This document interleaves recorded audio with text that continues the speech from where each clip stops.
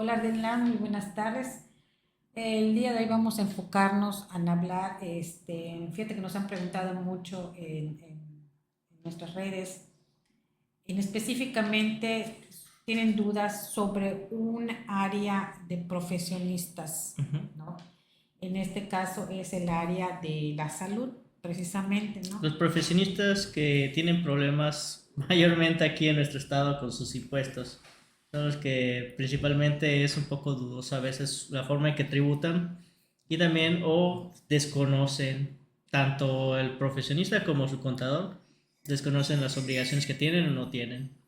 Sí, es lo que pasa es que generalmente nos enfocamos o se enfocan más en saber cuál es la obligación tributaria, pero a nivel federal. Ujú. Muchas veces pues olvidamos que pues los gobiernos del estado, así como los ayuntamientos, pueden tener algunos impuestos o derechos eh, a los cuales también nos hacemos acreedores a hacer el pago.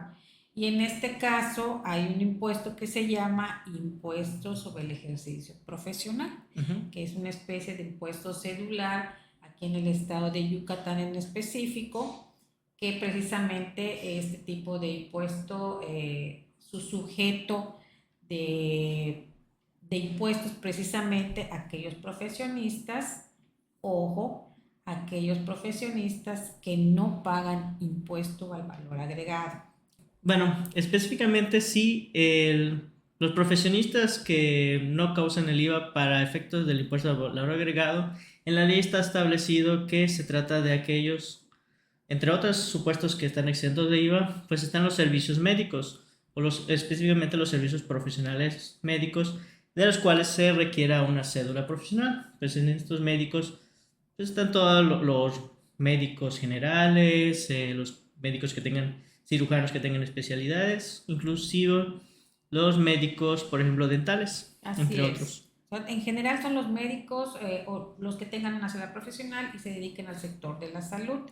Y en específicamente este impuesto se les aplica a ellos y este impuesto generalmente era una tasa del 2%, me parece. Así es, hasta el 2025 era la tasa del 2% y se acaba de modificar en el estado de Yucatán para aumentarlo en un 3% con efectos a partir del 1 de enero de O 2026. sea, son las sorpresitas de las actualizaciones de los impuestos para este ejercicio 2026 y ya vimos que aumentó un punto porcentual. O sea, realmente sí representa bastante Y significa un 33% adicional a lo que ya se a lo pagaba que para ya se paga. 2025. Entonces, aquí, ¿cuál es la base para que nosotros podamos calcular este impuesto? Aquí la base es, como no hay un impuesto al valor agregado, que esa es la exención para es la aplicación de este impuesto estatal, el cálculo se hace sobre el importe total de los ingresos de servicios médicos o de los honorarios médicos. Sobre ese importe se aplica esta tasa que actualmente va a ser del 3% y esto es lo que el profesionista va a pagar al gobierno del estado por el tema del impuesto del ejercicio profesional. Esto se hace a través de la página del AFI, ahí puedes entrar y a realizar el cálculo. Es una página muy sencilla, muy amigable para hacerlo. Obviamente antes también hay que darnos de alta en el patrón de contribuyentes del gobierno del estado como contribuyente de este impuesto y posteriormente pues ir haciendo tus pagos provisionales. Estos son pagos mensuales definitivos, o sea, no hay que presentar una declaración anual. Y pues bueno, esto se debe presentar cada día 10 de mes siguiente posterior al que el profesionista haya Realizado las tenido actividades de servicios de ese médicos servicios profesionales. médicos. Entonces, este es en cuanto al impuesto cedular, que es un impuesto estatal que ha estado muy olvidado por parte de los profesionistas precisamente de la salud. En cuanto a sus obligaciones tributarias de los médicos federales, pues vemos que los médicos, pues generalmente, ¿verdad? Todos pagan impuestos sobre la renta, pero en el tema de IVA es donde hay la variación en el caso de los médicos. Sí, porque los médicos están exentos del pago de este impuesto por los servicios que ellos prestan. ¿Algo que me puedas comentar sobre esto, Rilan? sí, bueno, aquí la interesante de esto es que principalmente los médicos, no tanto por la parte del IVA, sino porque estos son deducibles para las personas físicas, entonces creo que se acostumbra mucho a manejar efectivo, principalmente entre los médicos, pero cuando existe pues ya la solicitud de un paciente, de un cliente, de los médicos que solicita su factura, muchos no están dados de alta. O si están dados de alta, pues Evitan. puede ser, evitan o tratan de que no sea así. Y si es que sí reciben el pago de la prestación del servicio a través de transferencia o a través de su terminal, pues podría ser que sí emiten la factura.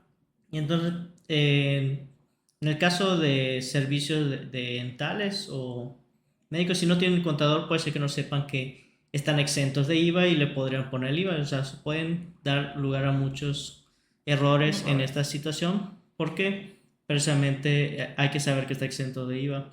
Y luego la factura de la persona, del cliente, podría estar errónea de esa manera. De hecho, precisamente uno de los motivos por que se está haciendo esta aclaración es la siguiente.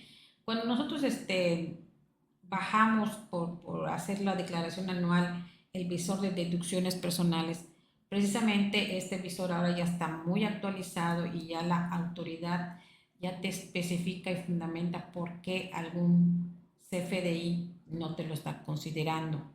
Y el error más común es precisamente esto. En el caso de los médicos, al ser ellos exentos de la causación del IVA, y si la persona que elabora el CFDI del profesionista hacia el cliente no lo sabe y hace un desglose de IVA o el el uso del CFDI no lo pone correctamente, pues esto invalida la deducción para el paciente, pero a su vez también le va a causar un problema al profesionista porque va a parecer que tiene un IVA que realmente no tiene por qué tener, ¿no? Entonces ese detalle es muy importante. Ahora, ¿cuándo a lo mejor un profesionista de la salud puede tener o emitir una factura que tenga sí un impuesto al valor agregado? Pues puede ser en casos, por ejemplo, en el que pues, el servicio no sea estrictamente la atención médica, sino que sea que el profesionista a lo mejor de algún curso de su expertise o venda productos, Por ¿no? ejemplo, medicamentos o Medicamentos, insumos, no sé, vitaminas, vitaminas, que se da mucho, complementos complementos o a lo mejor renta de de artículos. artículos médicos, Ujú. ortopédicos. Entonces, un profesionista pues puede a su vez tener estas otras actividades como médico. Bueno, normalmente actividades relacionadas o productos relacionados a los mismos y que estos, si bien pues el médico lo está proporcionando, pero no serían servicios médicos profesionales para efectos del IVA. Entonces estos productos, o sea, un curso, medicinas, de, no sé, vendas, vitaminas, etcétera, estos sí llevarían IVA y tendrían que estar desglosados. Así es. Entonces, otra diferencia a lo mejor es la siguiente, o sea, aquí estamos hablando de médicos que cuenten con una cédula profesional y que estén enfocados netamente al área de la salud, o sea, un médico dentista, un ortopedista, un cirujano, un médico general, un pediatra. Y hay otras especialidades o profesiones que también dan una atención personal. Por ejemplo, en el caso de los nutriólogos, de los psicólogos, los fisioterapeutas, que también están relacionados al área de la salud, pero propiamente no es una atención médica con cédula profesional, ¿sí? Entonces ellos sí tienen una cédula, pero es una cédula de atención, pues en este caso el psicólogo o psiquiatra es de la mente, el de nutrición es de la salud o el bienestar de la alimentación, y el fisioterapeuta pues lo que hace es una reanimación, por ejemplo, de tienes una caída, una fractura, te ayuda a rehabilitar los huesos, los músculos, o sea, es otro tipo de atención. Sí, Entonces, aquí es interesante esto pues de estos profesionales que sí son del área de la salud, pero que se queda corto el concepto de médico, porque esto no está, o sea, no está establecido así en la ley. Entonces tendría que verse si, bueno, que médico o servicios profesionales médicos, pues estos son del área de la salud, pero no son los servicios profesionales médicos que un médico pues otorga otorga, en sí. exactamente. Entonces, en este caso, el de estos profesionistas, pues sí vamos a darnos cuenta que muchas de las veces ellos sí desglosan un IVA, pero porque no están clasificados en la ley del impuesto sobre la renta como estrictamente honorarios médicos o asistencia médica.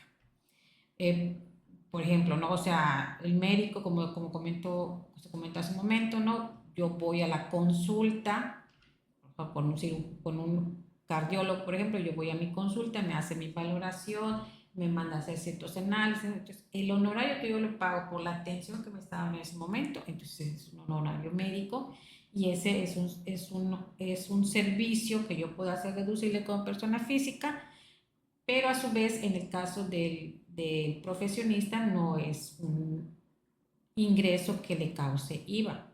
Pero si este mismo médico, por ejemplo, me dice, oh, Mirna, para mejorar tu salud cardiovascular, yo tengo estos productos que mira, son suplementos vitamínicos que por tu situación te va a servir. Entonces, la venta de ese producto que él me haga, entonces ese producto sí va a tener un impuesto al valor agregado, que en este caso pues va a ser de un 16%. Entonces, eso es lo que hay que diferenciar en el caso de los médicos, para que puedan ellos emitir de manera correcta su CFDI, y a su vez que nosotros como personas que vamos y somos pacientes y solicitamos el CFDI para la deducción, pues veamos también que sea de una manera correcta la emitida. Obviamente, si yo estoy comprando unos suplementos vitamínicos, pues estos no van a ser deducibles para mí, o sea, aunque me elabore la factura el médico, pues simplemente, sencillamente, pues puede ser pues, sin efectos fiscales, pero la consulta, ahí sí decirle que me lo haga como debe ser para que yo lo pueda deducir. También ahora se me ocurre otras situaciones que pueden ocurrir como análisis clínicos o estudios como de rayos X. Esos estudios, como no son servicios médicos como tal, pues sí llevarían IVA, a diferencia de un servicio médico que podría ser la consulta, por ejemplo, o la cirugía como tal. Claro, y estos que están especificados en el impuesto sobre la renta, son gastos, por decirlo así, que cuando yo, contribuyente, los solicito a mi laboratorio clínico y todo esto, pues ese IVA a nosotros nos forma como parte De la de deducción. la deducción. O sea, ese importe más el IVA es el total que nosotros vamos a deducir, pero acá tenemos que tener muy en cuenta de pedir y estar pendientes de que el uso del CFDI sea precisamente el de la deducción personal, que se refiere a gastos médicos y servicios médicos, el D01. Con eso nosotros lo vamos a hacer. Y también se da el caso de que, pues, no solo las personas físicas médicos pueden prestar servicios médicos, sino también, por ejemplo, un hospital privado que podría ser una persona moral, una sociedad civil o una SADCB. Si es que, pues, obviamente una persona moral no otorga los servicios médicos directamente, sino a través de también sus propios médicos, que serían sus trabajadores, por ejemplo. Entonces también estas personas morales presentan o pueden proporcionar servicios médicos, y entonces también estarán exentas del IVA y por lo tanto tendrán que pagar también el impuesto de servicios profesionales del Estado, Ah, sí, sí, obviamente sí, son sujetos tanto personas físicas como de como personas personas morales. morales, ¿no? Que estén dedicadas precisamente a la prestación de servicios médicos de salud. Ahora bien, yo soy médico, ¿no? Entonces, también tengo que decidir o ver en el plano de, ya sabemos que pagamos ISR, ya sabemos que somos contribuyentes también del impuesto al valor agregado, exentos, pero estamos allí en esa ley. Ahora bien, tendríamos también que analizar tanto la persona física como persona moral, en qué tipo de régimen tú te puedes acomodar, ¿no? En el caso de los médicos, pues bueno, hay dos opciones. Una de ellas es que estén como lo que llamamos actividad empresarial El régimen en o general. régimen en general de personas físicas, y el otro pues puede ser tributar bajo el régimen de reciclo en precisamente el rubro de actividades empresariales, profesionales o honorarios. Entonces, esas son las dos maneras. ¿Cuál es la diferencia de una y otra? En el caso de que tú estés en el de régimen general, pues obviamente la confrontación va a ser de ingresos contra gastos y sobre la utilidad.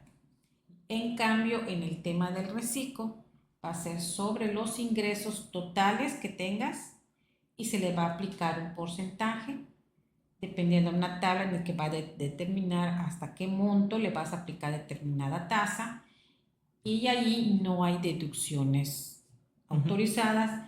Y también algo muy importante, no hay deducciones personales al ser un régimen simplificado, un régimen preferencial, pues no te dan la oportunidad, ¿verdad?, de tener deducciones autorizadas.